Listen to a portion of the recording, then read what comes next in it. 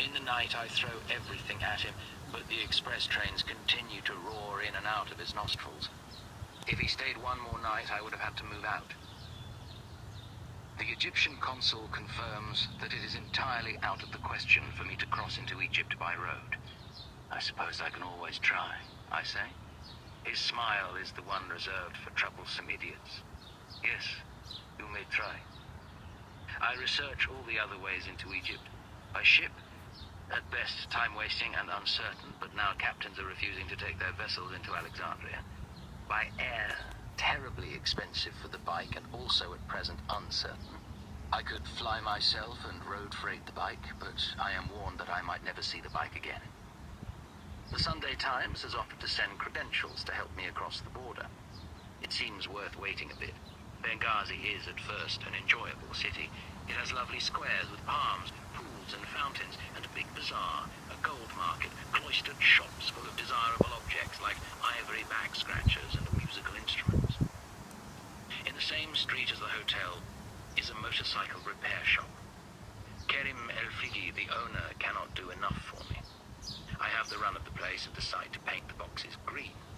The gleaming white fiberglass offends me now. I want a bike that loses itself in the landscape rather than standing out.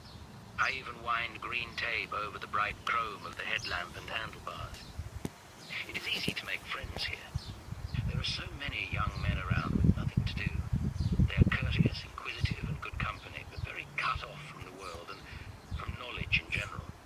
They seem hungry for involvement and prowl the streets like wolves, but there is nothing to occupy their minds except the latest film, which they are likely to see several times.